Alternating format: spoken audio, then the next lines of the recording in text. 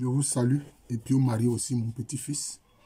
Alors, il y a quelquefois des auditeurs qui viennent, qui ne cherchent pas à apprendre. J'ai eu à parler de libation en Égypte antique et en Afrique noire. Et je l'ai dit, les Hébreux aussi faisaient des libations. Il y a quelqu'un qui dit que oui, je n'ai pas la preuve de ce que j'ai dit. Je lui ai dit, va lire le livre du Pentateuque. Peut-être que c'est un juif africain lui-même qui ne connaît même pas l'histoire du judaïsme, ni du yavisme. Va lire les Pentateuque, les 5 livres attribués à Moïse. Là, va lire, tu vois, on parle de libation dedans. Des gens qui ne veulent pas apprendre et qui veulent jouer des gens intéressants. Tu n'es pas intéressant parce que tu n'apportes rien à la connaissance. En fait, tu contestes la connaissance. Alors, je voudrais ici parler de Seth et Horus, qui sont deux personnages de l'Égypte antique. Seth, c'est le frère d'Osiris. C'est lui d'ailleurs qui a assassiné Osiris, qui l'a découpé en 40 morceaux. Et Horus, il est le fils d'Osiris, qui a vengé son père, qui a été victorieux de Seth. Mais Seth a eu à endommager un œil d'Horus. Voilà, un œil d'Horus. Donc, quelquefois, l'œil d'Horus est représenté dans les hiéroglyphes. Vous voyez. D'ailleurs, on voit certains ésotéristes de francs-maçons, etc., quelquefois qui font ça, qui montrent qui font référence à l'œil d'Horus qui a été endommagé. Mais cela aussi a fini par représenter l'œil de la providence qu'on voit, notamment qu'on met dans les triangles et que les francs-maçons ont récupéré, alors que, anciennement, moi j'ai vu des cathédrales en Europe où le fronton est représenté justement par le triangle avec l'œil de la providence à l'intérieur. Alors, donc, je vais parler, vous voyez que toutes ces choses-là, beaucoup viennent de l'Égypte antique. Je vais parler de Seth et d'Horus. Donc, c'est ce que je suis en train de faire. Horus, qui est le fils d'Osiris, a vengé son père, et toute la coalition qui accompagnait Seth l'a vaincu. Et donc, après ça, Horus est devenu roi. Et Horus, il est symbole de royauté. Et son symbole qui le représente, c'est l'aigle. Alors, il faut dire que concernant Seth et Horus en Afrique, Seth, vous voyez, dans certaines langues Aka, notamment en Agni, etc., c'est Seth. Quand on dit Seth, c'est-à-dire dire le mal. Te, c'est le mal. C'est ce qui est mauvais. Quand on dit te, là, c'est le mal.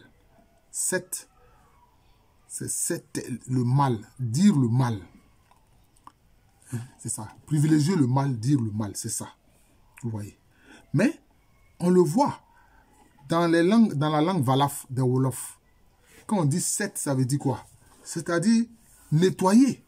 Il y a une chanson très intéressante de Youssou N'Dour où il dit Seth, Seth, Seth. C'est le titre d'ailleurs de la chanson. Ça veut dire nettoyer, rendre propre. Vous voyez, c'est ce que le Wolof dit. Mais en langue Agni, c'est dire le mal. Mais le mal a besoin d'être nettoyé. C'est ça. Le mal a besoin d'être nettoyé. Le mal a besoin d'être exorcisé. Et vous allez voir que, alors, Horus, qui a donc nettoyé le mal en ayant la victoire sur Seth et ses coalisés, comme on dit. Seth est représenté par un animal, comment on appelle cet animal-là? Un renard, une sorte de renard. Une sorte de renard. Voilà, une sorte de renard. Un animal qui est de la même espèce que le renard. Voilà. Vous voyez, quand on dit ruser comme un renard, on utilise la ruse. Voilà. La ruse, c'est une intelligence malfaisante. C'est ça la ruse. Voilà. C'est une intelligence mal orientée. C'est ça. Alors, on voit que Horus, il est victorieux. Il est victorieux. Bon, tu dis que je salue Jaja. Tu lui dis que je la salue.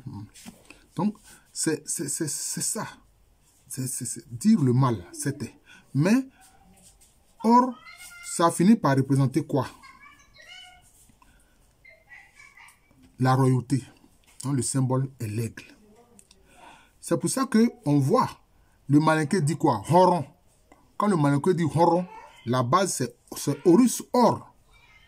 Horon, ça veut dire quoi? C'est l'homme de la dignité, que les gens traduisent ordinairement par noble. Voilà, par noble. Donc, c'est ça. Hein?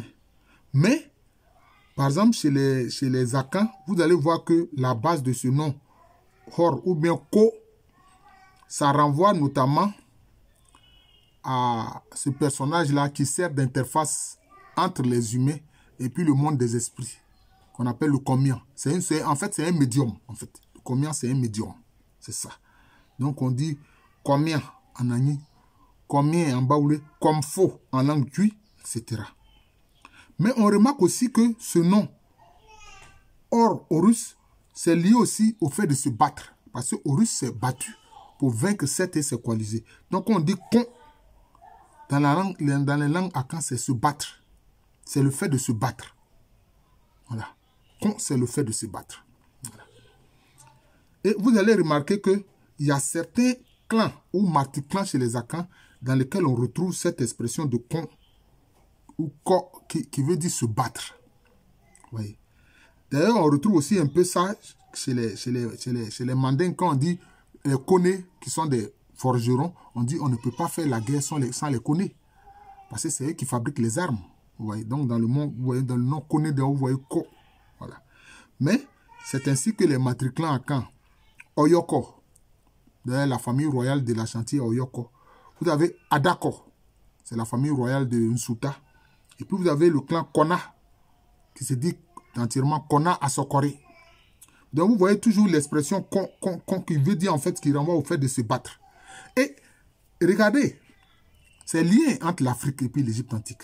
Les Oyoko, leur symbole, c'est quoi? C'est l'aigle. C'est l'aigle. L'aigle, symbole de royauté, notamment en Égypte antique avec Horus, Or. Adako ou Odako, leur symbole, c'est quoi? C'est l'épervier. Ce sont des oiseaux de même famille. Ce sont des falconidés.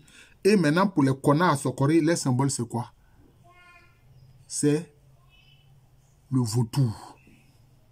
D'ailleurs, anciennement, l'Égypte, la partie sud qui concerne Thèbes, son symbole, c'était le vautour. Et puis la partie du delta, le symbole, c'était le serpent. Bon, on représente le cobra, mais en fait, c'est le serpent. Vous voyez? Donc, vous voyez ces liens-là. Voilà. Donc, c'est pour ça qu'on dit qu'on, c'est le fait de se battre. D'ailleurs, on va voir chez les choses, chez les Mandingues, on dit quoi? Quel est? C'est le fait de se battre. Quel est? Les Nzema me dit Kone. Voilà. Kone chez les Nzema. Ils sont des Akans. Voilà. Donc vous voyez qu'il y a vraiment ce lien profond entre l'Égypte antique et puis l'Afrique.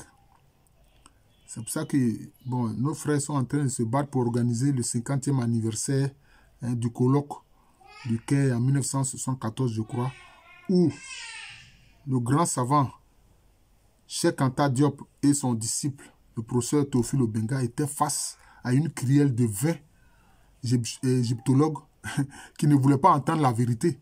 Mais Cheikh Anta et Théophile Obenga les ont vaincus, ils les ont terrassés. Comme Horus a terrassé Seth. Voilà. Donc c'est pour montrer ce lien-là, Seth et Horus en Afrique noire. Je crois que c'est comme ça que je vais intituler cette vidéo-là.